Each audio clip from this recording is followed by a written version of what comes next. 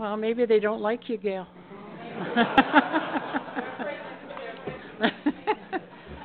Okay, if there's 3 seats up here, Gail feels lonely. No? Okay. Okay, so I'm going to call this council meeting to order. The press has to sit there. Sir, do you want to come up and sit here? No?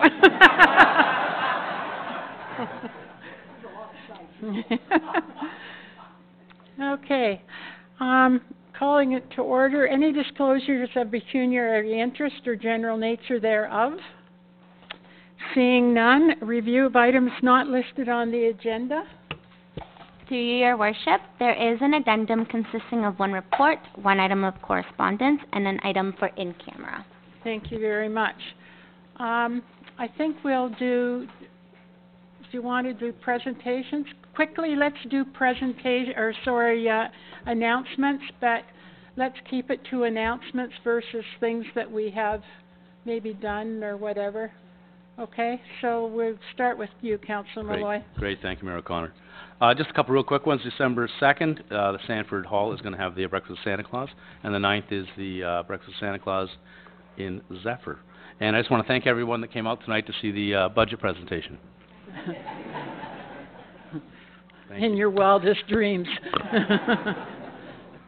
Okay, Councillor Hyatt. There's always wishful thinking, right? So, just to be quick, we had the AGM for the BIA last week. Thank you for those that made it. It was nice that you were able to support them. This coming Wednesday is the meeting at the Senior Center for the Parks Master Plan update. Hopefully all you folks are invited, and we hope to see you there too. Thank you, Mayor O'Connor. Councillor Beach. Good evening, everyone. First of all, Chamber of Commerce breakfast, 7:15 tomorrow morning. If anybody's awake and wishes to come, they put on a lovely breakfast. And the Goodwood Hall is doing a breakfast with Santa this Saturday from 9 till 11. Thank you.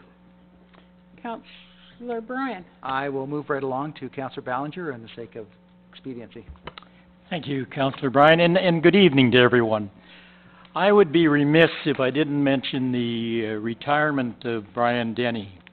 Brian Denny was with the Toronto Region Conservation Authority for 44 years, in which Our Worship the Mayor was chair for probably 10 of those years. We went to a retirement dinner on Friday night. I went with Ellen Wells, Her Worship, who else? Brian Buckles, yeah, and myself. Gary Lynn gave a great speech, going over the span of the 44 years that Brian Buckles was there. It was amazing what this man accomplished, and what he did for waterfronts, what he did for special areas. So it was a real nice night, and it was held at the Pearson Center in Brampton. The second thing, I would have to say this, and I have to say, the Snowball, those wonderful Argonauts. How about that? Grey Cup champions, 105th year. Thank you. Councillor Barton. Guys, thank you so much for coming here. To celebrate the fact that I've been on council for 2 years tonight is just amazing, so thanks for that. So, 3 quick ones. The DMBA, the Durham Mountain Bike Association, had their annual meeting in this chambers yesterday. They now have over 1,000 members. They do a ton of work. They donated about $5,000 towards our town trails this year, which is great. So, great work by them. The Fantasy of Light starts on December 9th, and I just found out today they're looking to put in a skating rink for the Fantasy of Lights. They're just trying to make sure everything works out for it. So, great news there. And then the caravan is at the Second Wedge. It's driving all around town. The only one I can remember right now is it's at the Second Wedge on Wednesday. So if you want to donate to the food bank, come on out for that. Thank you so much. Okay, thank you. Well, tonight I have the pleasure in making a couple of presentations to our firemen. So I'm going to come up to the front.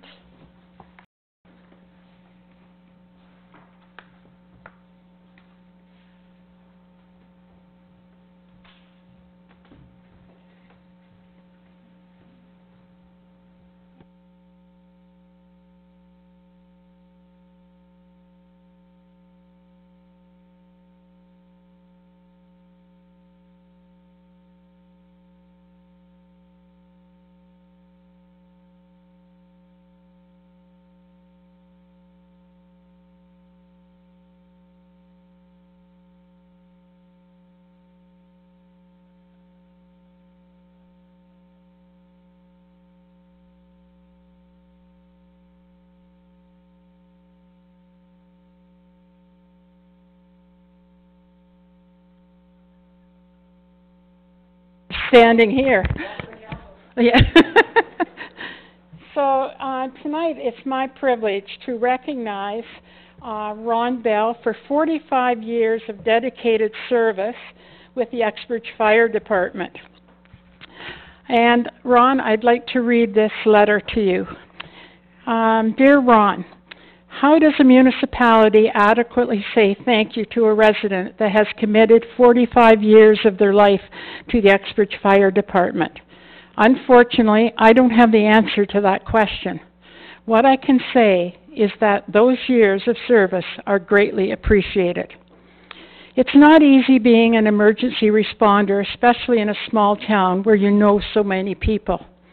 I can only imagine how hard it has been for you on occasion. I also want to recognize the sacrifices and commitment your family have made over these years. Ron, your father was also a valued Uxbridge volunteer fireman, serving for 24 years. Our municipality has received 68 years of dedicated fire service between the both of you. On behalf of our residents, staff, and the council members, I want to sincerely thank you and wish you many years of good health and much happiness in your retirement. In reading this the second time, I've got a spelling mistake, so what I'll do is I'll give it to you, but then I will redo it for you.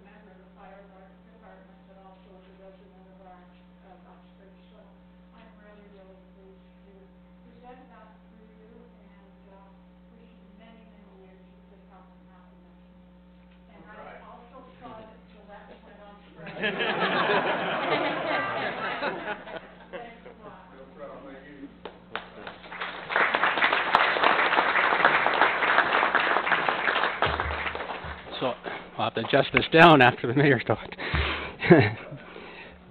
So I just have a couple of things to say to Ron. So thank you, Mayor O'Connor and councillors, for recognizing this milestone with all of us in the fire department tonight. Ron Bell started in the Uxbridge Fire Department on March the 7th, 1972. I don't know, but I'm told when residents in the high school could hear the fire siren, they soon after could also hear Ron running through the halls to respond to the fire station. Ron was fulfilling a dream to be a firefighter. He was also responsible for the fire prevention work of the department, inspecting schools, hospital, and vulnerable occupancies himself, and then scheduling the summer standby crews for commercial inspections back in the day. When we moved forward with a full-time fire prevention officer, Ron changed his focus to public education, offering training to school kids and seniors alike. And proudly, the Uxbridge Fire Department was already adopting a proactive fire prevention model before it became mandated through legislation. In 2004, Ron was promoted to captain, the position from which he retired at the end of September this year, after 45.5 years of dedicated community service. And that's a feat that needs to be put in perspective. The previous longest-serving firefighter on our department was Chief Norm James, who retired in 1993 after 42 years. That record stood for another 20 years until March of 2014, when Ron toppled it. And by my estimation, it will be 2052 before any of our current staff will be able to challenge Ron's tenure. So I'd like to remind the clerk to call me if that happens so I can come to the presentation. I hope my uniform fits. If there's anything Ron is more passionate about than firefighting, it's his family. Ron expressed his desire to retire earlier this year. He said it was a commitment that he had made to Kim. He was going to make good on it, and it was going to happen in 2017. So So he had a few items to check off first, but he wouldn't surprise us at the last minute. So in March, he reached the 45-year milestone. Ron's the second generation of Uxbridge firefighter, and his father served from 1945 to 1969, and Ron put in a few more months to honor him. And then this summer, Ron became a grandfather, a new role to which I understand he's adapting fabulously.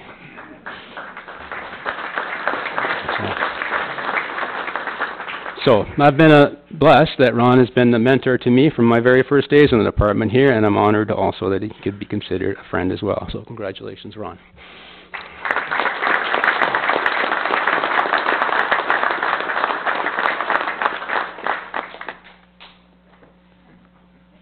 Thanks, everybody. Thanks for coming up. Thank you, guys. Thank you, Ron.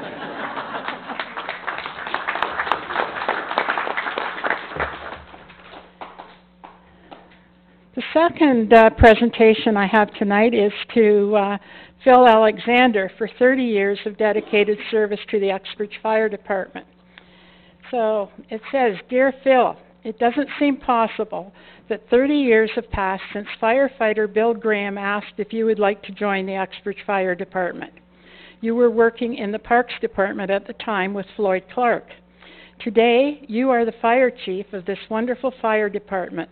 Bill Graham is your deputy chief, and your son Matt is one of the captains. When you were hired as a full-time fireman with the town of Markham, you never forgot your roots, Phil, and continued to volunteer your services to Uxbridge Township. Shortly after you retired from Markham Fire Services, you were hired as our new fire chief of the Uxbridge Fire Department. Thank you on behalf of the residents, the staff, and the council members of the Township of Uxbridge for your dedication and commitment over the past 30 years.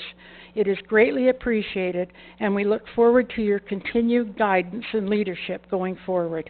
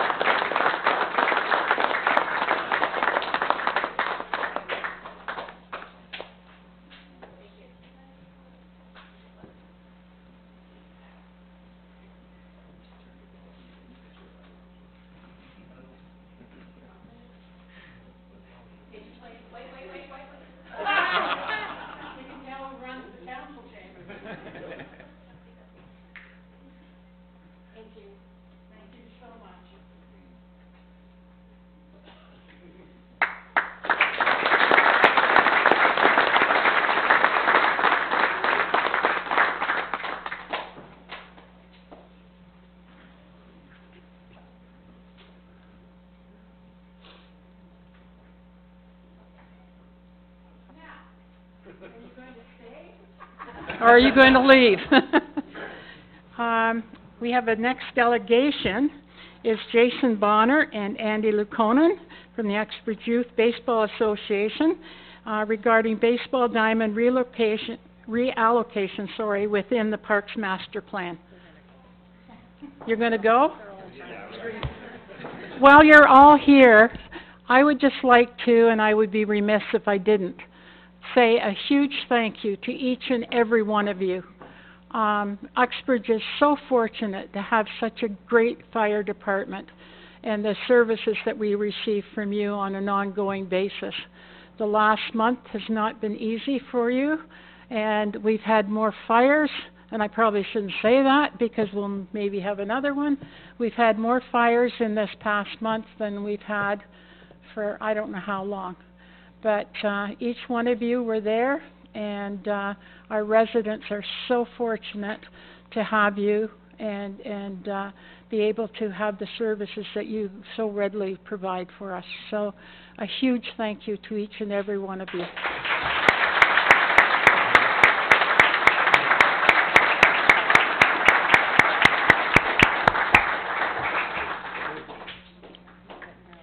Now would you like to go? Oh, thank you.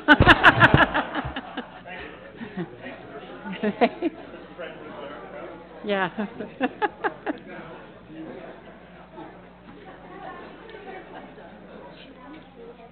Yeah, yeah.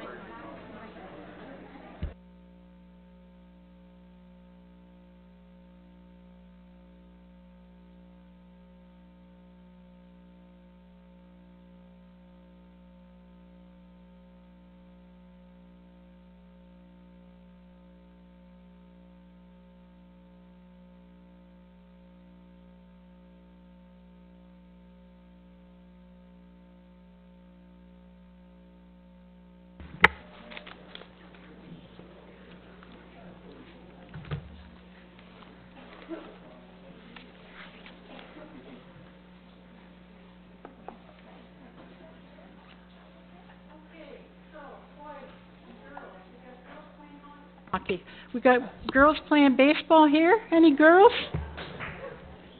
Good for you. You're not going to be outdone, are you? Eh? So, just before you do your presentation, Jason and Andy, I just want to reassure everybody that the plan in the Parks Plan is still in place, and we will be moving forward with it. So we look forward to your presentation. I know it's just an affirmation, really, that what we say is what we're going to do. And believe me, with this many witnesses, we'd be afraid not to. But as a person that believes strongly in sports for kids, we try and keep up to date with the facilities that we have, because I've always maintained since I was a counselor that keep kids in sports and you'll never have problems with them. They learn so many of life's very valuable lessons through the playing of sports, be it baseball, be it hockey, be it soccer, be it pool, whether it's in the pool, no matter what it is. So kids that play sports, I always feel, have an advantage over those that don't. There's other things that they can take part in, such as dance and music and that sort of thing, but it's not quite the same as sports. So we really appreciate you all coming in here and supporting your leaders today, and we look forward to hearing what they have to say. Well, thank you for having us tonight. This is more of we haven't been here as an organization in several years, and we wanted to take the opportunity to reconnect and let you know what we've been doing and what our growth looks like. So we also want to make sure that we clarify, because there was some social media going on, that our intent is not we're here to argue, we are here to work with you and build a rapport, but we want to make sure we were clear on that, because that is 100% not our intent. It's 100% about supporting our kids and our kids' kids in the future, because we're planning, and that's where we want to go with it. And I guess what we're also looking at is the failure to plan is a plan to fail, and the kids need us to be there for them. So looking at the organization, so I'm going to do the introduction. I'm going to do the facilities, some of the facilities. Andy's going to do the planning and the future needs. And then we're going to look at the changes to the existing diamonds that we'd like to talk about, as well as the UYBA ongoing input on baseball diamonds. The introduction to the UYBA started in we were officially incorporated in 1993. However, Uxbridge Baseball rep baseball. Actually, on my way in tonight, I was talking to my dad, who was telling me the story that him and Alan Wells, who was the former, I forget his role at the York Region, were the CEO, I believe it was. Him and a third person sat at Alan's kitchen table and started rep baseball back, I'm going to say somewhere before 1989.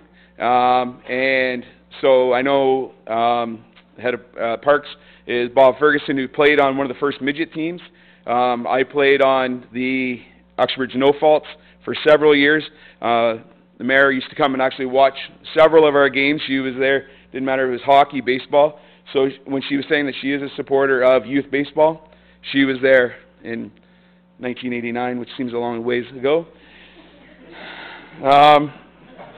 So, and then later on was followed up by Bruce Carter, who took a very active role in Uxbridge Youth Baseball. And now Mary has been our fearless leader for many years and puts many hours in. Participants currently between the ages of 4 and 15. It has gone up to 20 when I played junior here in town. Uxbridge Youth Baseball and Uxbridge Youth Soccer are the two largest summer sports associated in Uxbridge. Both representative with House League and Rep. In 2017, we had 371 children play in the Uxbridge Youth Rep, Select, and House League teams.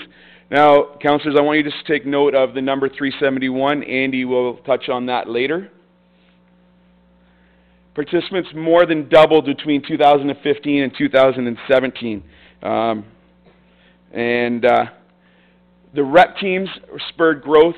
More expected Rep teams were added. This year, we have a mosquito team, a minor mosquito team, a major mosquito team, a Pee-wee team, and a team. We were also looking at potentially a rookie team, which is our 7 and 8 year olds. Just a matter of, it's not the kids, it's the coaching staff that we were looking at also adding to that. I know 2 years ago when I started my first Rep team, I had 15 players for a 12-player roster. The following year we had 25 plus come, and then this year we had 25 to 30 show up for Mosquito. So the talent has increased significantly, and the number of players have increased significantly. So we're looking to continue that growth as well. So I talked about that. We had one select team and 28 House League teams. And then the Rep and select teams play in the York Simcoe League, which is teams from Newmarket, Aurora, Barrie, Bolton, East York, Innisfil, and Toronto. So our players are going to play at some beautiful facilities, and they're coming to play at our beautiful facilities. Baseball facilities currently available at the UYBA. So the Parks plan talks about 10 diamonds. However, there's really only 7. The Leaksdale fencing has been removed. Harold Bell Park South. So at the diamond, there's a big diamond, and then a little bit in the outfield or center field, there's a small diamond which isn't really playable. And the Zephyr diamond is in disrepair and not usable. So the diamonds that were shared, or that we share with, are the diamonds we do use are shared with the Goodwood Men's League, Ladies League, Uxbridge Men's, and then the Uxbridge Old Timers League, or 35 and over. Once again, I feel really old. And the new co-ed Slow Pitch League. So it's not just the kids that are using those diamonds. And currently use diamonds at or beyond capacity, so UYBA cannot accommodate growth without additional facilities.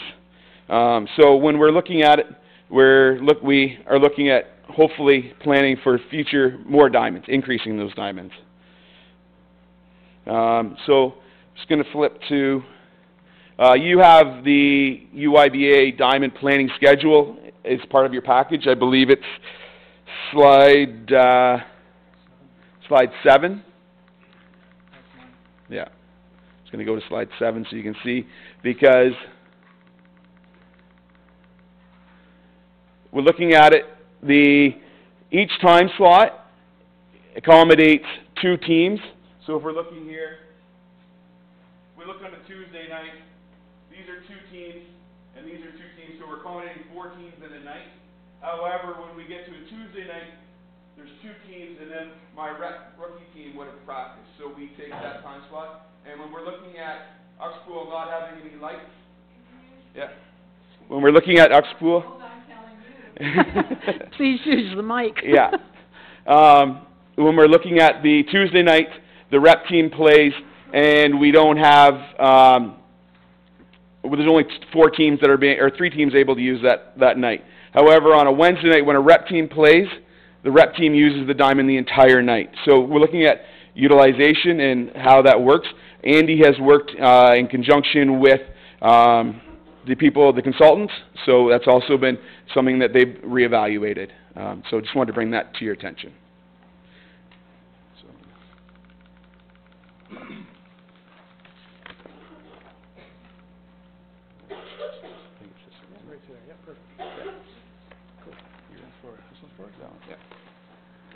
Hi, thanks.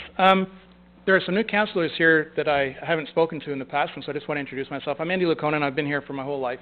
And for those of you that don't understand my role in baseball here, because I don't think I've ever spoken on behalf of baseball, I have been a coach with the UIBA for the last 10 years. I've coached everything from T-ball all the way up to the rep level, and I've also had the opportunity to coach outside of Uxbridge. I coached with, 2 years ago with the AAA Bantam team down in Ajax, and most recently with the Bantam Elite League down there as well. So I've had the opportunity to travel all across Southern Ontario, seen hundreds of diamonds, not just big city diamonds, but also small town diamonds with Uxbridge. So things like Essex and Leamington, Chatham, Port Dover, small ones that are very similar to Uxbridge. And so with that experience, it lends to be able to add some knowledge behind the presentation, or the balance of the presentation that I'm going to talk to you about. So with the diamonds that we have here in Uxbridge, we do have some limitations, and generally speaking, when I go to a diamond and I take a look what's composed there, I'm looking at lighting, fencing, accessibility, the infield dimensions, maintenance levels, and proximity to the parking lot, because they all have effect on the utilization of those diamonds. And you guys also in that package, I believe it's the second last page in your package there, it talks about some of these limitations that we address with respect to all diamonds, but because we're limited with time, I'm just going to talk about the Arena diamond here so you can kind of get a perspective on how we go through this process. So with the Arena diamond, it's key for Uxbridge. The main reason it's key is because it's considered a full-size diamond. When the kids are young, they play in a smaller infield. When they get older, the base paths increase in length, as does the distance between the plate and the actual pitching mound. So the only diamond in Uxbridge that facilitates ages 14 and up is the Arena diamond, because we have a 90-foot base path and a 60-foot 6 pitching distance. So there is no other diamond in Uxbridge that actually facilitates that growth. We also have some serious accessibility problems there at the Arena. As you know, at the Arena, most people park at Quaker Village Public School. When you park at Quaker Village Public School during school year, they actually lock that gate that allows you access from the parking lot to the diamond. Their gate, their property, they can do what they want with it. So for us, we have to take the path all the way around the sidewalk, basically all the way down to the right field line, through the little access in the gate there that for most people with decent mobility will slip down that hill through the gate if they're lucky, and then you make your way onto the field. For those with accessibility issues, moms with strollers, elderly with walkers, anybody, they have to take the pathway along the walk down to the right field line, out to the end where basically the tractor entrance is to the outfield, walk all the way along the bumpy grass, and then back in to find yourself a seat on the bench. It's a long, long way. It's cumbersome, and I would say that we're well overdue for addressing that kind of an issue. Fencing requirements and replacement here, and this is common for many, many diamonds. I'm going to talk about the fencing, and in the report they talk about beyond useful life. And what they're talking about is when baseballs hit fences, they tend to bow out at the back. And when they bow out at the back, the problem is that the bottom of the fence will now start to come up and beyond the ground. And if you know about chain link fence, where it's connected along the ground there, you get really sharp barbs. And when you have a foul ball or something that comes back beyond the catcher, when he goes down to reach for the ball, and I've seen it, not here in Uxbridge, but elsewhere where I played, they've cut their hands wide open. And that's not what we need. It's a liability issue. Now, with respect to the backstop, particularly to the Arena, when it was designed, we have an overhang there. That was originally proposed, I guess, for fast pitch, which is like the windmill pitch. That's generally speaking for that kind of a diamond. In hardball, they're all straight up and down. So all the other diamonds in Uxbridge, for the most part, with the exception of the pool, are okay. But when you have that kind of an overhang there, we have an issue with the hitter, we have an issue with the catcher, and more importantly, we have an issue with our umpire. When the ball is fouled back after a pitch, it goes straight up and comes straight down on your head. It's nasty. And we have visiting umpires that come here because they have to come because they're higher level, higher certification for our older games. They almost refuse to be there because they know how fast that ball's going to come down on their head.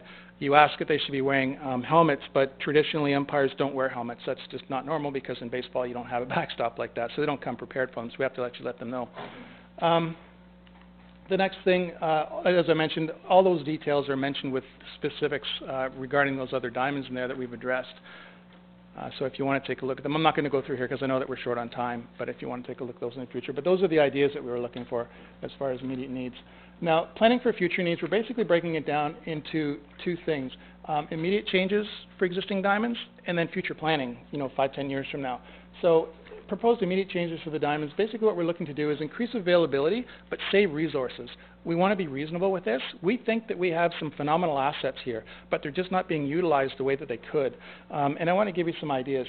Ideally, what we're looking at doing is prioritizing accessibility, safety, and mitigating risk and liability. So that's kind of how we're narrowing this down. Accessibility for the Arena Diamond, obviously what we're looking for is maybe a switchback boardwalk that comes from the fence, so it's safe for everybody to get down, it's relatively close. As far as mitigating risk, taking a look at the fencing and so forth, those are things that are relatively easy to fix. As far as the backstop, it's simply just cutting off the overhang and putting up mesh. We don't need chain link. It's inexpensive and it's easy to put up and it's light and it lasts for a long time. Consulting with us on opportunities to improve and save on maintenance is more looking at the scheduling side of things. So we know that the diamonds have their grass cut and they also have the infield drag, but a lot of those times they could be doing it on Friday when there's not going to be any use for a long time. Then you have a nasty rainfall or the public use it, and then we want to use it on Monday. It doesn't get dragged till Tuesday, for example. So just consulting with us that way, then that way we can make sure that when things are getting done, they're done when they need to be done, not just because. That'll hopefully save you guys some money, and it'll also make it a little bit easier for us. And then lastly, considering decommissioning some of these diamonds here. I don't know what's being spent on maintenance up there. Those both have been decommissioned. Have they? Okay. Well, on the official report, they're not. Yeah. So decommissioning those, that's great. If Zephyr and Leasdale have been decommissioned. The second one, and this is a big one, and this is where we kind of look at our, forgive me for the pun, but it's our diamond in the rough. Decommissioning the South Diamond at Harold Bell Park will facilitate the opening and enlarging the North Diamond. Remember what I said about the base paths and the 90-foot base path distance? What we would like to do is be able to increase the insize of that infield diamond there, because that park is already lit, and that's a huge benefit for us. It has accessibility, it has parking, it has washrooms, it has everything that we could possibly use, and enable us to be able to use that field for kids who are of the older age groups. So in that way, keeping in mind that when you have a larger field, anybody can use it, from the young to the old, whereas when you just have the small ones, you're restricted to what we can do, and so then we don't have room for growth. And then Bonner Diamonds. I actually went out there and I personally measured all of them. The outfields, with the exception of the left field of the West Diamond there, are all 285 feet. Westfield and Bonner there on the left side is only 275, but again, the base paths can't fit on 90 feet in those ones, but we can enlarge those. And this is keeping in mind that with my experience, because we are a single A town, we're not AA, we're not AAA, we don't have kids that can take a wooden bat and hit 300 yards or 300 feet in the air. We don't have that. We're realistic. And so enabling us to enlarge those diamonds will still facilitate the older age groups. It'll also allow us to have a tournament. We can't even host a tournament here because we've only got the Arena Diamond that will allow us for the older kids. So this is something that we can do to help reduce costs. We're not looking for new diamonds right away, but these are some of the things that will help us facilitate the growth that we're actually experiencing. And again, there's additional notes there in the examples of the attached table that we provided you. Now, moving forward to future needs, we've already talked with the Sierra group here, and they do support everything with respect to obtaining input from the UIBA, and it just makes sense. I mean, if we're the ones that are the users and you guys want to ask us for help, we're here for that. And to facilitate that kind of a thing, what we're going to do is we're going to be actually adding an additional executive member on the UIBA, which will be a liaison to the community council. So then that way you guys have one person to contact. It will always be easy to contact us, and so then that way you don't have to figure out, okay, well, who do I call for this or who do I call for that? Your Parks and Rec guys know who to call if they have any issues, and that way it's going to make it a little bit easier. Now, the main reason that we actually contacted Sierra was because when we did read that report there, we found some inaccuracies in some of their numbers, and he was actually quite happy. And so the bigger part here has to do with the changes in availability to current diamonds. The one thing that actually brought us here, which I'm sure you're aware through the grapevine or the rumor mill, whatever you want to call it, we were under the impression that the Arena Diamond could possibly be decommissioned before something else would be available at the fields of Uxbridge. Now, this leads me to why I actually met with the Sierra group. In their report, they mention that right now in Uxbridge we have 37 registrants per diamond. And in their report, they said we had 10 available diamonds. So when you do the math, it says we have 370 registered users for those diamonds. This is why Jason had said keep in mind with that 371 number. that doesn't include all the other user groups. So perhaps within their survey, they didn't answer it, they didn't come up with numbers, and so thanks to Mary Clark, she went out and she actually contacted those groups to find out what the actual numbers are who are using these diamonds, to give you guys a much better perspective on what the actual usage is. So when we've gone through the numbers here, really what we're looking at is the Goodwood Men's League is 52 more participants, the Thursday Men's League is 104, the Co-Ed League's 56, the Old Timers 36, which brings us up to 619 actual users, not 370. So there's a big difference there. And what he looks at in that report as to whether or not we should be building more diamonds or looking at more growth, he looks at similar communities, and in his report he looks at it's good if you're in the range of one diamond per every 50 to 100 registered users. I don't know if you remember that part, but anyway, right now with the 619 that we have, we're at 1 per 88, so we're at the top end of that now. Okay, so this is why when we're talking about the Arena Diamond, if it were to become decommissioned and we don't have another place to go, that brings us up to well over the 100 mark, which means we have to say no to people. Right now we're already saying no to kids. We can't bring them into the program because we just don't have the space for them, primarily at the older age, and that's why we recommended some of the changes to the existing diamonds to help facilitate that, and then we'll be able to grow further. But again, with respect to that Arena Diamond, that's why we had some concerns with respect to decommissioning that and not allowing us another place to go. It will change those numbers significantly, and that's just using the same math that your consultant used. So moving forward, we want to look at those needed or desirable improvements to the diamonds that I just recommended. And then again, for the planning for the Fields of Uxbridge here, we know that we really enjoy that idea. It's a fantastic facility that you guys are going to be putting together there, but we also know that when the pool goes, there's potential that that diamond may go as well. If that diamond happens to go, and again, this could be 10, 15 years from now, if we still maintain the numbers we have without any growth, and there's only one diamond placed there, we will again be well over that 1 to 100 number, well over that 1 to 100 number. So what we're trying to do is ask you to reconsider some of the decommissioning if you do it, but also if there's available space there, look at building 2 diamonds, not just 1 diamond. If you build a second diamond, we're asking that you take a look at building a large one. The reason we say 2 oversized ones, because every age group can play on it, but most importantly, if you start small, you'll never be able to make it bigger again. You will be able to scale back in a large one if it's not working, if that makes sense. So anyway, that's where I talked about as far as the current design and when one diamond there at the new place, but additional full-size diamonds would be there to help facilitate what it is that we're looking at as far as our growth, even if we stayed at the same as to where we're at in 10 to 15 years. So just kind of wrap this up, I wanted to bring this back to where Jason started with this. I want to bring it full circle to say that we're really not here for us. We're here for the kids. We're here for the kids in 5 years that need the full-size diamonds. That's why we're making these recommendations. We're here for the kids that have started their baseball careers in Uxbridge and have moved on to represent us both nationally, internationally, and professionally. But most of all, we're here for the kids that have yet to experience this wonderful game and need our voice to ensure that they have that opportunity. So on behalf of Jason, myself, and the folks here, from the wonderful community of the Uxbridge Youth Baseball, we thank you for your time and look forward to a bright future. Thank you very much.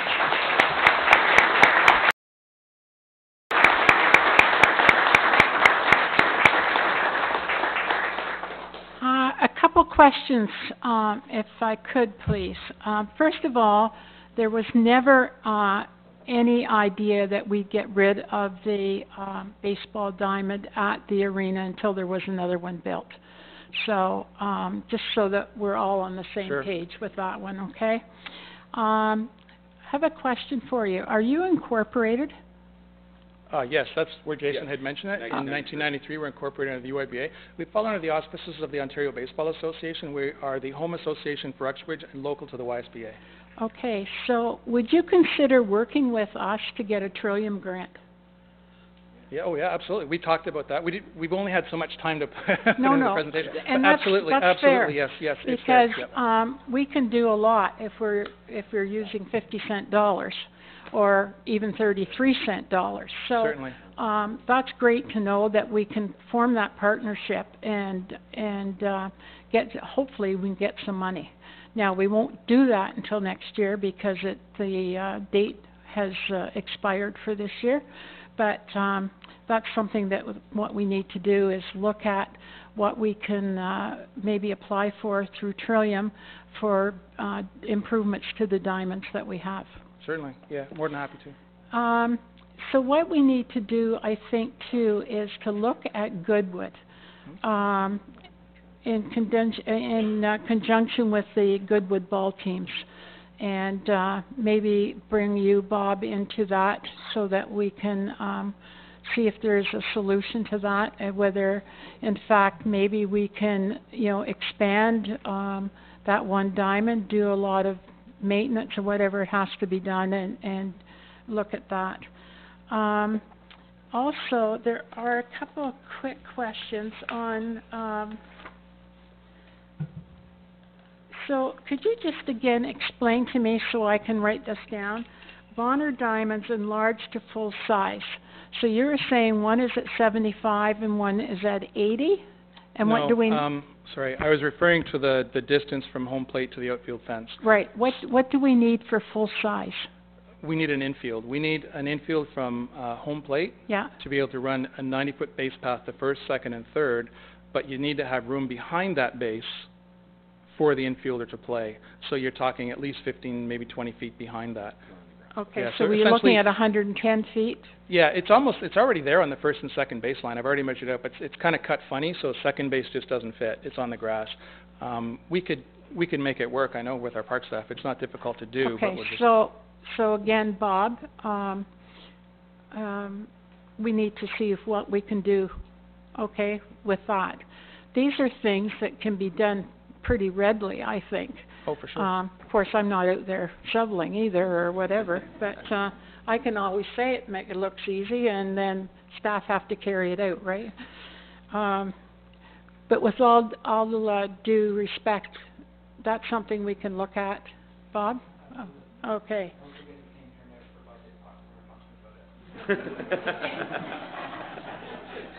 Well said, well said. I have a real issue with you not being able to use school parking because they use that diamond on an ongoing basis. They allow us to use the parking, but they block the fence, so it makes it very challenging for people. It's a long walk. I don't know if you've ever done that walk, but to go from the school parking lot all the way around, they just lock their fence there. They've tried, and really what it comes down to is that during the school year, their monitors, their playground monitors, don't want kids sneaking out that fence, so they have to lock it. And at the end of the day, if their custodial staff just don't happen to unlock it or whatever, then we're stuck. So we don't want to bug them and hound them. It's just that's not our place to do so. And they have been very helpful with us. We're not criticizing them for what they're doing. We're just bringing a point that actual access to that diamond is, I guess, ideally from when it was constructed would be from the arena parking lot, not necessarily from the school parking lot. And even still, it's not the sidewalk that's the issue. It's from the sidewalk down to the diamond that's the issue. Yeah. So we can also look at that as well. I'm glad we haven't finished our budget, Bob. I think that was it. Anything else? Councillor Malloy. Just a quick one. Thank you, guys. And Jason, I agree. The failure to plan is a plan to fail, for sure, no question. And I think that I think everybody understands now that the whole purpose of this plan is not just for baseball, it's for soccer, all of our sports in town, is to make sure that we can accommodate everybody and have the excellent facilities that we have today. So I'm glad everybody came out, and you can be sure that we're going to make sure you're taken care of in the future. Thanks. I think everything has peaks and valleys as well. Sure. And we certainly have seen the decline in hockey over the last few years. And it's great to see kids out in active sports in the summertime. So, Councillor Bryan and then Councillor Ballinger. Thank you so much for this. This is kind of a passion of mine. I am assuming I'm the only councillor who still plays baseball. I play in Goodwood on Thursday nights, and so it's a bit of a close thing to my heart. I played since I was 8, and it's been a great sport. It's been a fabulous part of my life. I would love to be that liaison that you want with council, and I would love to be that person who can help you and work through those things. So certainly I want to volunteer my time, because I understand I played hardball, I played fastball, I played slow pitch. And I'm old when I call it hardball, because we called it when we were kids back in Toronto. And so I would love to do that. So certainly I want to volunteer my services to you to be that liaison.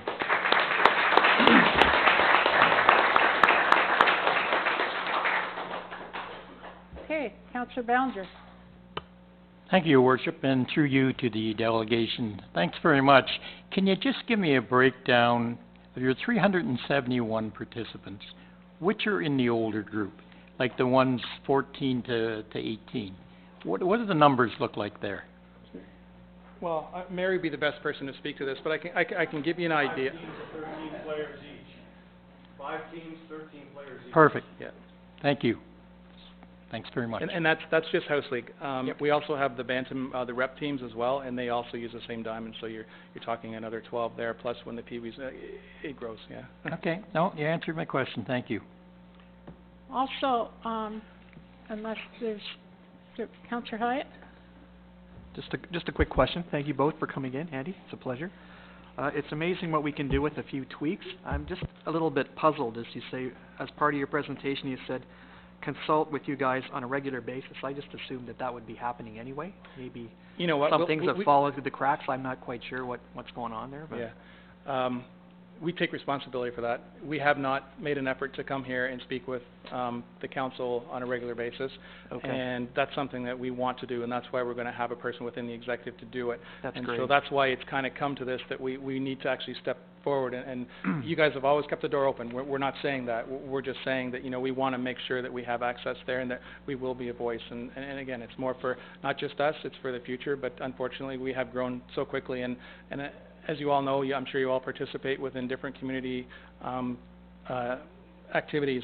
Volunteer numbers are always usually pretty low, and so we're very, very busy with what we do. But we're going to definitely designate one person to help and communicate with council directly. And you're here for the opportune time, as you know, we're heading into budget the week after next. So that actually wasn't even. Bob's hearing loud. Bob's sharpening his pencil back there already, so he's. It was actually as a result of the parks review that brought it to our attention. Well, so that's good. It was good time. Quick question is, how many people, or how many Trillium grants are you allowed to apply for, or each township allowed to apply for each year? Like,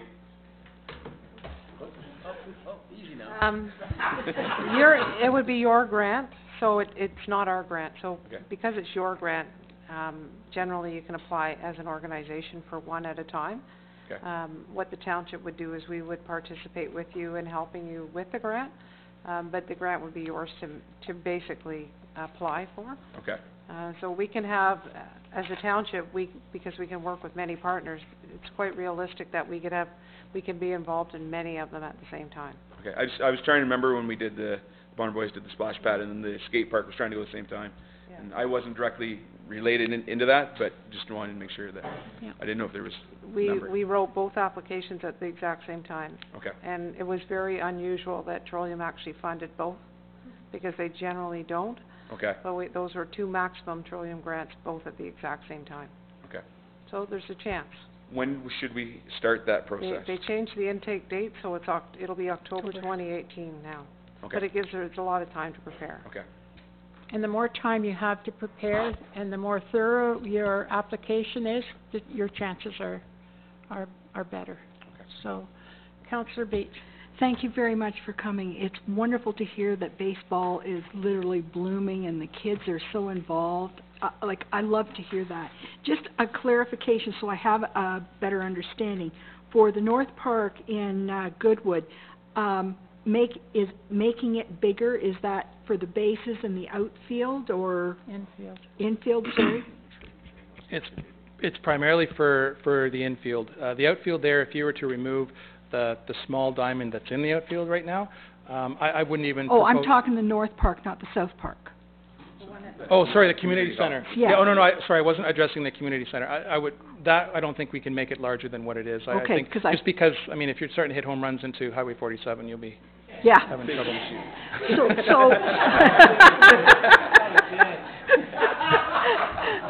So, Councillor, let me remind you, the difference between a halo and a noose is only 6 inches. good one. So, okay, so you're talking about the South Park. Harold the- Bell, yeah. Harold Bell. So the larger diamond, extend that, make that a real size, and dispense with the small one that goes to the back. Yeah. Okay, then that makes sense to me, because I'm going, North Diamond, well, North Diamond is up by the hall, so Yeah. it just confused me.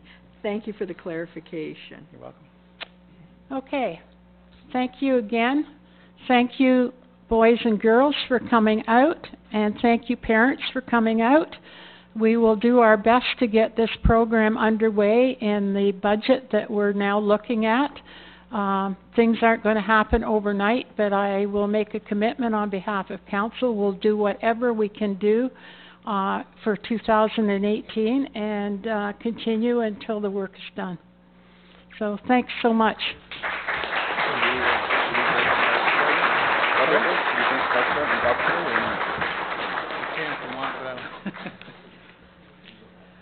Now, would you like to go home?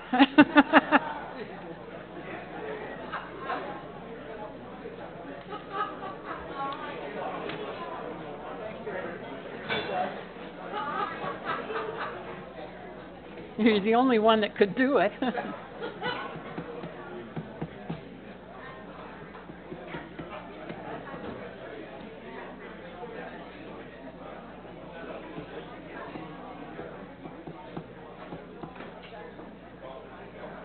Thank you. Thank you so much.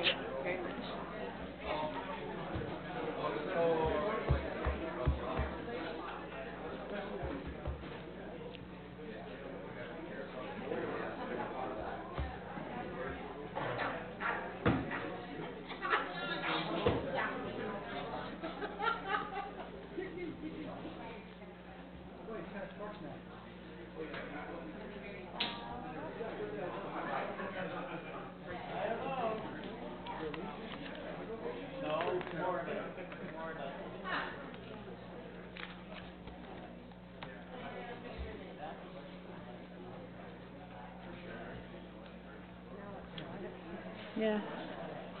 Who are those two?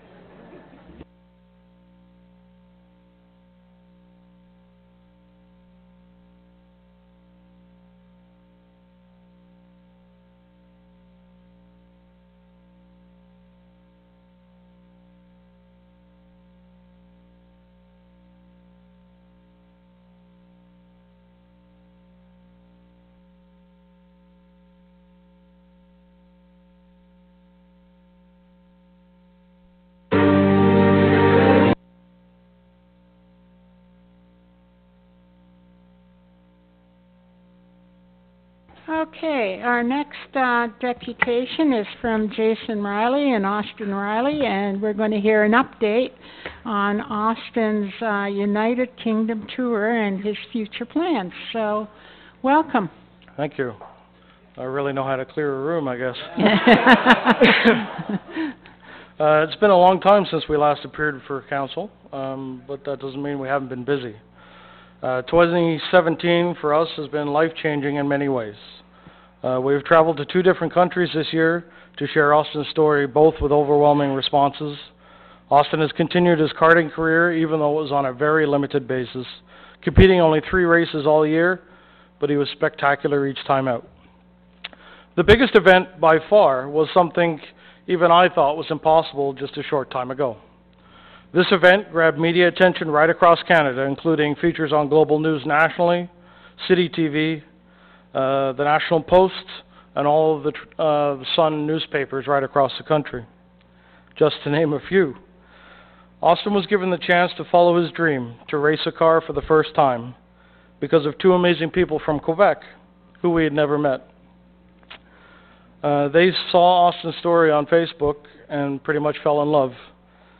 And they said to us, when they saw Austin's story, it gave them hope for their son, who has autism as well.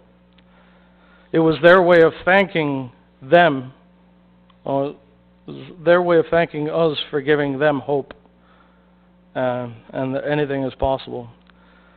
So in May of this year, Austin became the first person with autism in North America, if not the world, to race a car in a nationally sanctioned series by competing in the ultra-competitive Nissan Micra Cup. Although the learning curve was very steep, he never put a wheel wrong or looked out of place. And by the end of the season, he was among the fastest rookies on the track and the only rookie not to crash a car the whole year. Now, I could stand here for quite a while and go through in detail of where we've been and things we've got up to, but I thought it would be better if we showed you.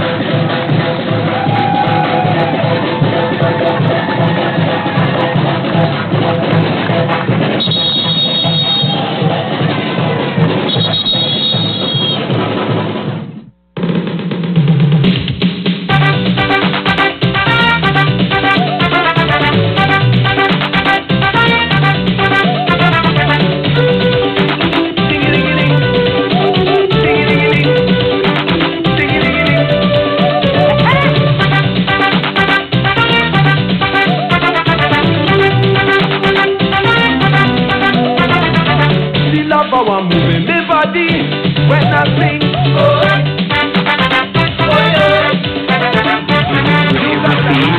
sleep, rave, repeat, eat, sleep, rave, repeat. Sleep, rave, repeat, eat, sleep, rave, repeat, eat, sleep, rave, repeat, eat, sleep, rave, repeat, eat, sleep, rave, repeat, eat, sleep, rave, repeat, eat, sleep, rave, repeat, eat, sleep, rave, repeat, eat,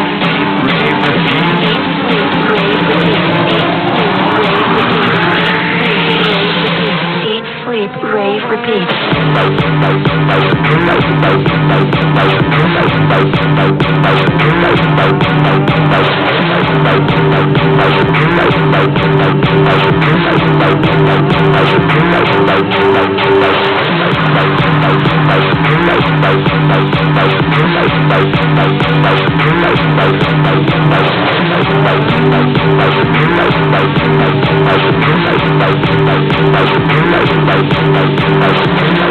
Sleep, rave, repeat, eat, sleep, rave, repeat, eat, sleep, rave, repeat, eat, sleep, rave,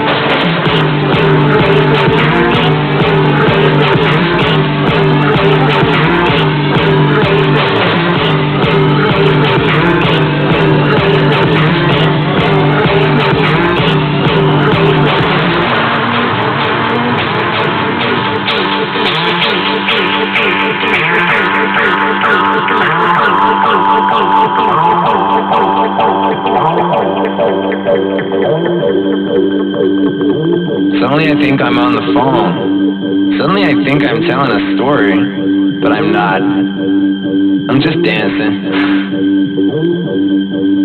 I'm just dancing. I'm just dancing. I'm just sleeping. I'm just raving.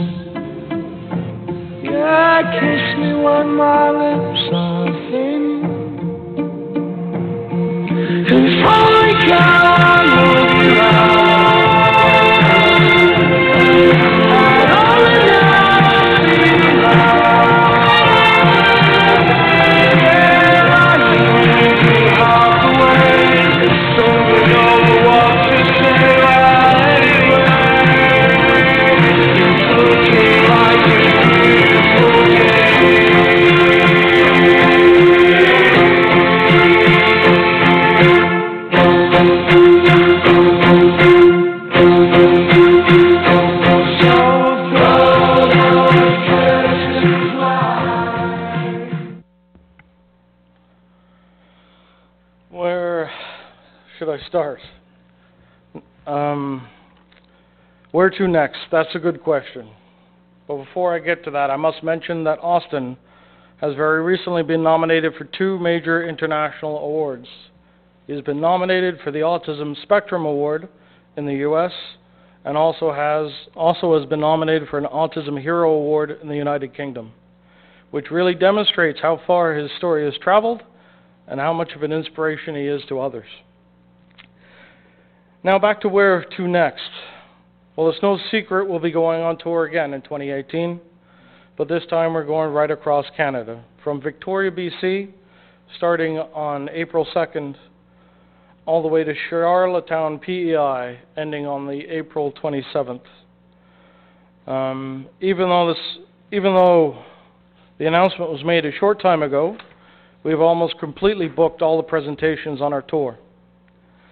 As for racing plans for 2018, as you can see by the redesigned car in this picture, our goal is to have Austin race again in the Nissan Micro Cup. This time, though, we'll have to fund it ourselves, which will be no easy task, as I'm sure you can imagine. So we are actively seeking new sponsorship to help us do so, but we have had great interest so far. Lastly, I have one more thing to discuss. While we're on tour in the United Kingdom, we met a company called Training to Care. They have a mobile unit called the Autism Experience, in which you can go through and it recreates what it's like to have autism, even though you don't have it. Both myself and my nephew Shane went through this mobile unit while we were at the Autism Expo in London, and I can't explain to you in words how much it changed my perception of what it's like to have autism. The mobile unit goes hand in hand with a 3-hour training program which is offered to people who work in the public sector, such as police, firemen, paramedics, so they can learn how to help a person with autism in a crisis situation. The lovely people from Training to Care came in to watch our presentation at the expo, and let's just say they were visibly moved. So much, though, that when I mentioned about the upcoming Canadian tour to them, they asked if they could be a part of it. They said if we could organize a trailer with the desired options, they would be more than happy to come with us, and while we were doing school presentations, they would take the teachers and staff and educational assistants through the autism experience to give them a better understanding of the kids they are teaching.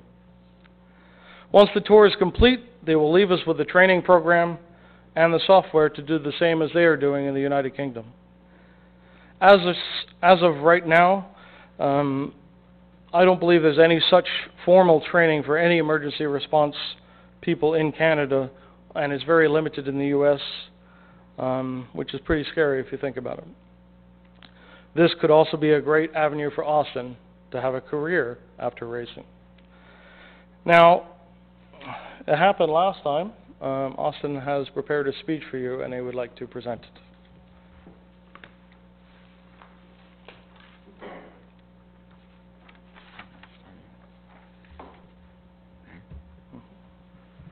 Back in 2015, we set off on what I thought was the craziest idea my dad has ever had. A North American tour. He was going to take me, a kid that struggled with going to new places and meeting new people, right across North America. The first 4 weeks were incredibly hard for me.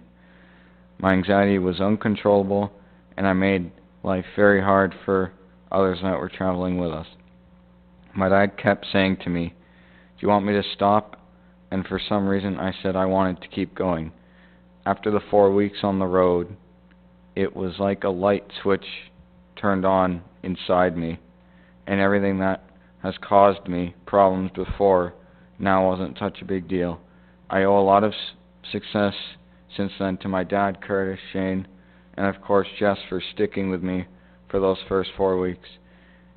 It is something I will always remember. Since that time, I've been to many new places and made friends all over the world. I can't wait to hit the road again in April, but before that, I'm heading back to Australia to do a few presentations with Jess, just like old times. You might remember Jess from some of our first presentations we did here. She was the one that talked funny. But the best part of doing all of this, traveling, is coming home. I know I also have the support of the people in Uxbridge, and for that I'm extremely thankful. It's amazing what can happen when you follow your dreams. If you work hard enough, you just might catch some. Thank you.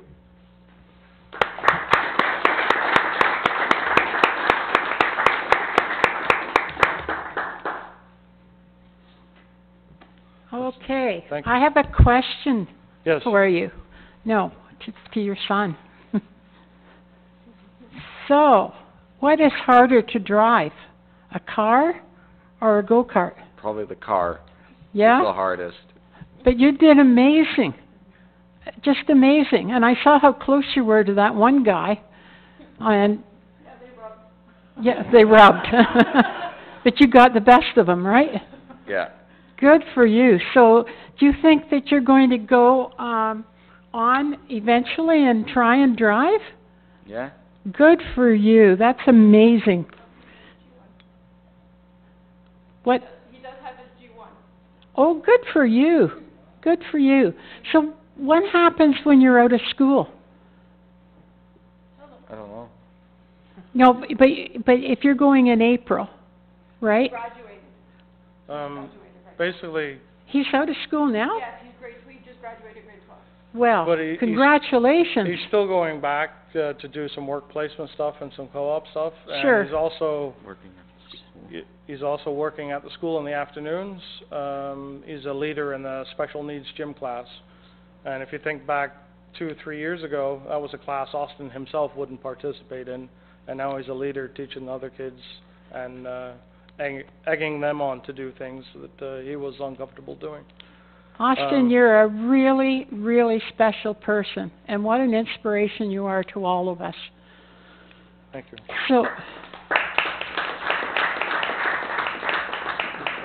So we're looking for sponsorship, so we'll try and see what we can come up with. Okay. Have you approached the Durham board regarding this program? Yes, we did. We did a presentation for the Durham Board of Education last year, right at the start of the school year. When we were finished the presentation, 3/4 of the board members were in tears, a standing ovation, and said it was the best thing they ever saw.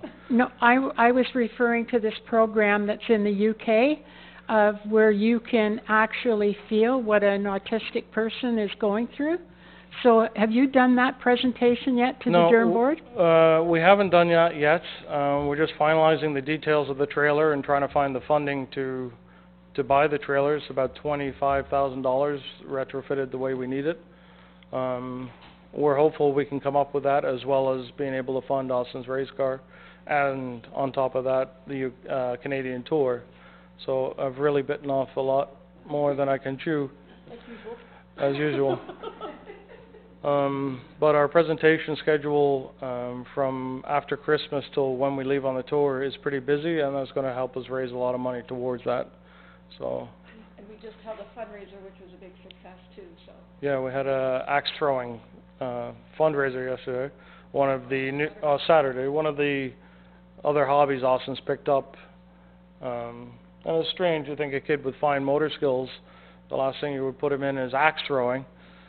But maybe not, maybe the last thing you put him in is go-karting, but that seemed to work out okay, so that was my thought process, and he seems to like it a great deal, and we had almost 70 people out at $50 a head on Saturday, and the silent auction.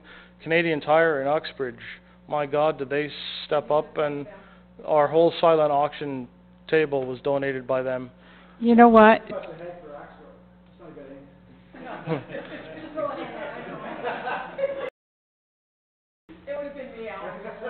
Canadian Tire in this municipality under the ownership of Pat Higgins is just amazing. Yeah. I can't say enough about Kelly them. Hockley in particular was the one that helped. Austin does co-op there, that's the reason they know us, and right. I guess they've taken a shine to him somewhat. Well, it'd be hard not to. Yeah, I'm sure very shortly they'll be receiving a sponsorship package from me. for the race car, so. So, can I ask one question? Have you tried contacting, the MP's office? And that's Jennifer O'Connell, to see if there's any grants, for this type of thing? Because, I have to say, Jennifer, you know, she'll go beyond the call of duty, to look for things. So, I would suggest that if you have time to contact her and, We definitely should, and we should be in their good books, because Austin, 2 or 3 months ago, received a, certificate from, our MP, about his tremendous, work in our area and Durham region. oh, that's great. The only thing is that we're not an organization or. Yet. Yet, so we're in the process of doing that, and it's a lot of work. We've been doing it for 6 months now. Yeah. Can you use the mic, Yeah. please? Basically what she's saying is right now, we're not an official organization, we're not incorporated or anything, but if we're doing the next step with the autism experience, which is our plan, then yes, we'll be an incorporation. That's great. We brought, some little gifts for all, the council as we normally do. Go on.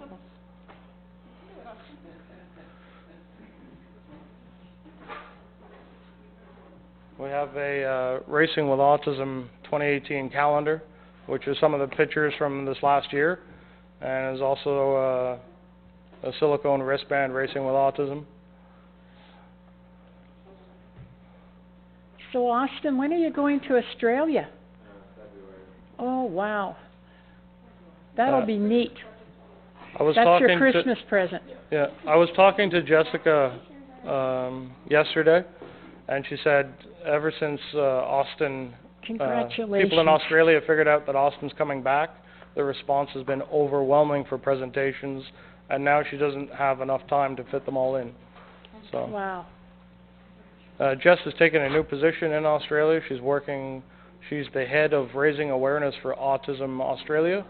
So she gets to plan all the presentations that are given at all the events and schools all over Australia, and she still has Austin featured in her presentation because she is, to this day, Austin is still the most inspirational person that she's met with autism, and I concur. Well, thank you so much for coming in. Austin, we wish you nothing but success in the future. What a wonderful Christmas present. And please say hi to Jess for all of us. And we all hope to see her one day back in Canada, as I'm sure you would as well. So, Councillor... I'd like to make a motion, we recommend something to the golf committee for this. If I can get a motion Yeah. on that, that would be great. All in favor? Yeah. Well, excuse me. Sorry, I'm all overcoming emotion. I got a calendar and a thing. I'm gonna all set. I need a seconder. I think need a I'm in seconder on charge that of this motion meeting. Before I but- just like move on, chop chop, let's go. Can I get a second? Okay, so we have a mover by Councillor Bryan, and we have a seconder in Councillor Barton. All those in favor? Carried. So we will look at our Thank you very much. golf fund. Not and, necessary, but thank you you'll hear very from much. us in the future. Yes, Okay? thank you. Thank you. Oh, sorry, Councillor Barton. Just a quick question. What does it cost to run a year in the Micro Cup? I know it'd be heavy. Nissan promotes it as the most competitive, cost-effective racing in all of North America. It is certainly the most competitive. Most of the grids are anywhere between 25 to 30 vehicles, and they're all pretty much identical. Nissan is very ruthless when it comes to tech. In between sessions, they go around with computers, check the mapping on all the cars. It really only comes down to the difference on track is the soft, squishy thing in the driver's seat makes the biggest difference. That being said, because everything's so close, there's some bad things that could happen. The first race that Austin was in at Canadian Tire Motorsports Park in May, I think 4 rookies wrote their cars off that were all brand new. Cost of a race car, even though it's a micro, is still about $30,000. One guy went through 5 in the whole season. Oh. So that we didn't have yeah. to pay for anything. Also, for the whole season, it can cost, as little as $30,000, so like $5,000 a weekend and the 6 race weekends. It can cost significantly more. So we're trying to budget around 50 just in case bad things happen. But when you factor in his last full year of karting, that was $45,000. So yes, I would agree. It is probably the most cost-effective form of racing in Canada. Thank you very much. No problem. Yes. Just a real quick question. What's faster, the micros or the go-kart?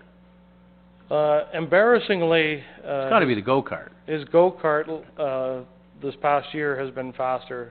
It's a 6-speed shifter, 60 horsepower. With him in it, it's 380 pounds.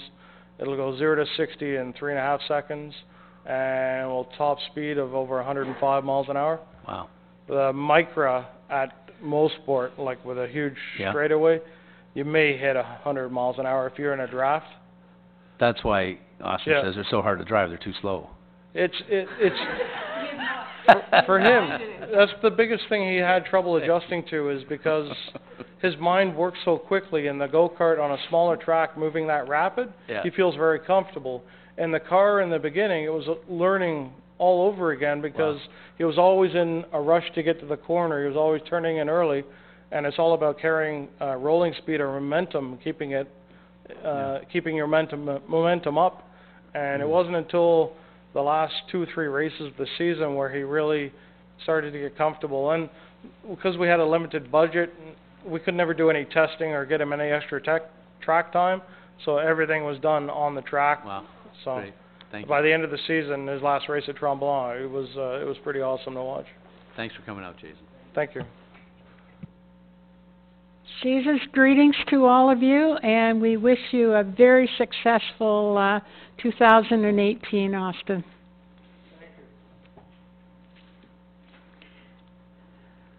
Okay, just before we get into the meat of the agenda, I want to announce that there is one other item on the in-camera agenda regarding a property acquisition.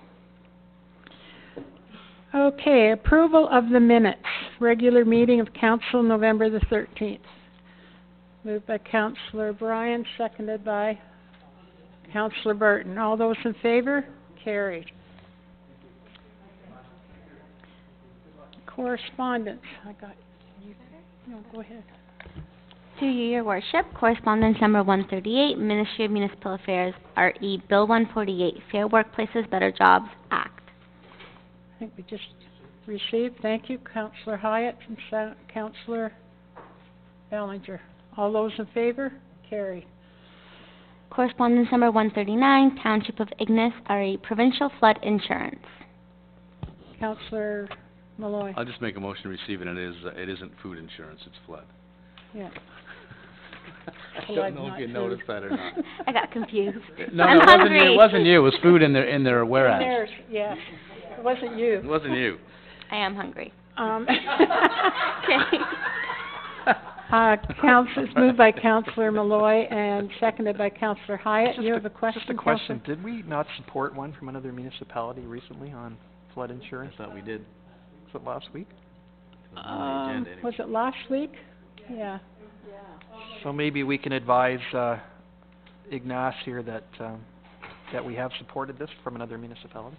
Okay. Yeah.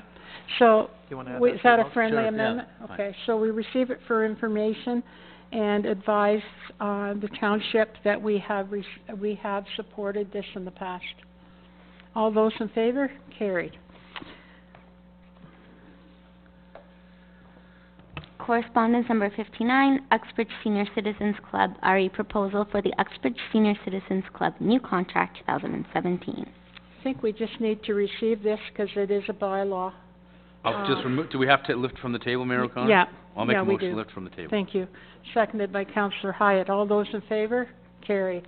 We just receive it for information as the bylaw is on tonight. Councillor Clerk, Madam Clerk.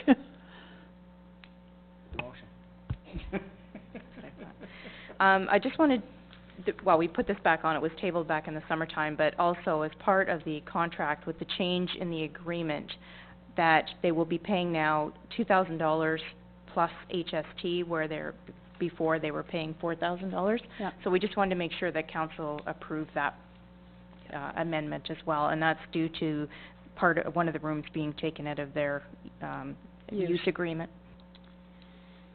Okay, everybody's clear on that? Okay, so I have a motion then, please. Councillor Bryan and Councillor Malloy. All those in favor? Carried.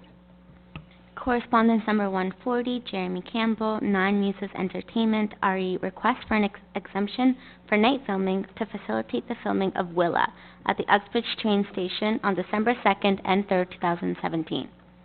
Councillor Hyatt? Do we know if there's any loud gunfire or anything else going on? It didn't really state it in their notes. It just says night filming. It doesn't really talk about sound. It says bright lights, but doesn't talk about sound. Through your worship, actually, the representatives are here, Are if they? council wants to ask questions I'll make a directly. motion to hear. Sure. Would you like to come up, please, Go sir? up to the mic there, yeah. If you just press the purple button or whatever. Before I answer any questions, Your Worship and Council, I do have a behind-the-scenes videographer here and would like to ask for an exemption. I know you have a bylaw, no filming in the chamber, but if you could film me for behind-the-scenes for our film. I'll make a motion, that's okay? I'm fine Okay. with that. Okay. Good. So, yeah, Bryan and Malloy. All those in favor? Carried. Okay. I was Thank just you. reading your notes. I guess you Yes. guys submitted that with your film permit. What kind of noise are we anticipating with this? There will be no explosions, there's no gunfire. Okay. The noise that will be happening will more so be earlier in the evening while we're loading in all of our gear and equipment. And then when we wrap in the morning, which is probably 6 to 7 a.m., it'll be loading out of that on each morning So as is it well. just the noise of the stuff coming in and going out? For the most part, Pretty there will much? be communication of crew and discussion. It's a small talent list on here. Right. Our actors, there's 4 main actors for our exterior scenes. We are staging a bit of a train disaster, so to speak. So there's going to be action. There's a lot of elements to that, but it's not loud. There's no explosions or gunfire. Yeah. Well, I know now the sound's added post-production, if you will. There's a notification part. Did they make you aware of that? You have to provide the surrounding... Yes, we're up here. We've been up here for a month every so weekend. you're aware of all that and then? I think 3 weeks ago now, I personally went and distributed flyers to the immediate Okay. vicinity around Ash Right. and, is it Toronto Street over there? Because I I'm forget the other- ward councillor in that area, so if there's a problem, they're going to be phoning me, so... Yes. I Well, just my wanna phone make sure number they're is on aware the of it, flyer, okay? so hopefully Yeah. they phone me before they get to you. That's awesome. Thank you very much. Okay, Councillor Ballinger? Thank you, Your Worship, and my question's been answered. I Okay. just wanted to check to make sure all the neighbors were notified. That is correct. Thank they have you. been. Councillor Malloy? Thank you, Mayor O'Connor. And I think you've been in communication already with the Heritage Railway? Are you? With who, sorry? With the railway? Yes, we're dealing with Peter and Paul over there. Okay. And we've been working with them for a month with our logistics, as well as Newmarket Precast. Right. Have authorized for our unit to live in their environment there, and all of our parking will be taking place over there. So we're trying to keep everything away from the neighboring buildings. I know there are a few apartment buildings within the vicinity, and we're looking to accommodate everyone and Great, not thank you. offend anyone. Thank you. Any further questions? None? Okay. Thank you very much. Thank you. All right, so, what's councillors?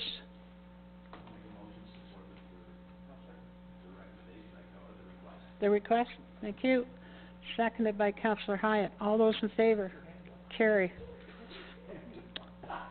I didn't. Is there another one? Okay, committee minutes, please. Report 22 of the General Purpose and Administration Committee, November the 20th. Councillor Barton and Councillor Ballinger. All those in favor? Carried. Reports to council. CL 5617 of Catalina, regarding changes to the Municipal Act. One, sorry? I just have one question. Yes. So the way I read it, so when is the first day of council? Is it November or is it December? December. It's December, so, okay. I wasn't sure because we got a different date and then I saw that, okay. The first Monday in December. Okay. And then the inaugural for the region will be the first Wednesday in December. Okay, that won't affect me, but that's great, thank you. Okay? And Mayor O'Connor, Yes. in 2022, it changed to November 15th. Yeah. Yeah, I thought it was this one, it's not, it's No. 2020. I don't know why. I don't know why they would have done that, but anyway. Councillor Hyatt? Thank you. Through you to the clerk. What provisions are there for lame duck councils in this new legislation, or is there? Does it change at all? There are provisions, but it hasn't changed from the previous From the previous legislation. legislation? Okay, thank you. Okay. Bylaws.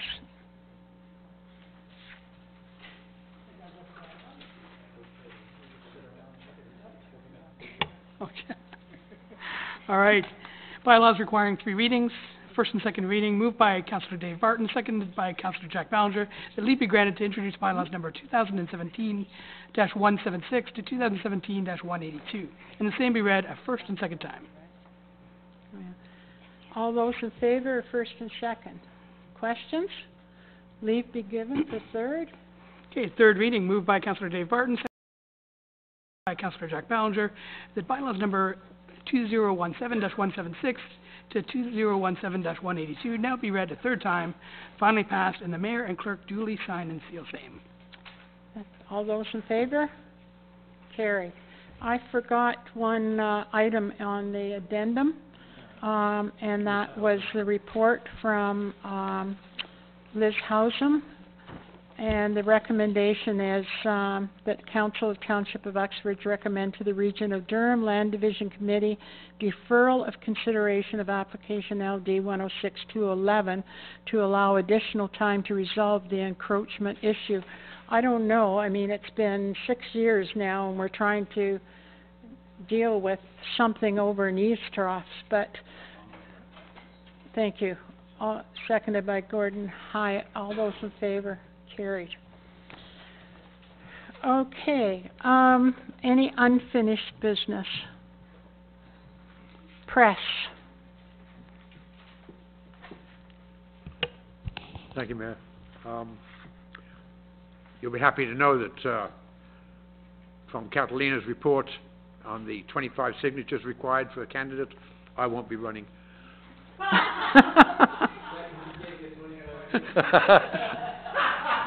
You haven't got 25 friends?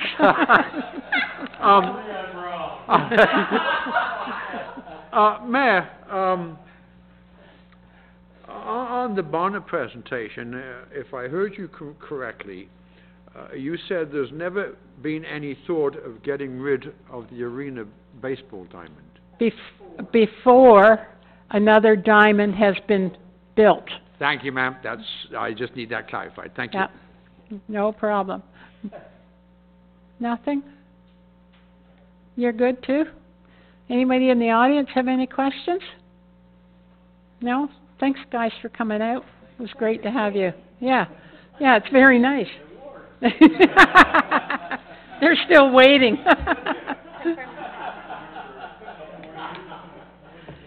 Okay, so I now need a motion, please, to go into camera.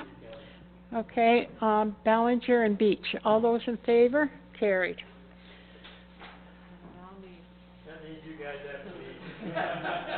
Sorry, we'll try and get you the next one.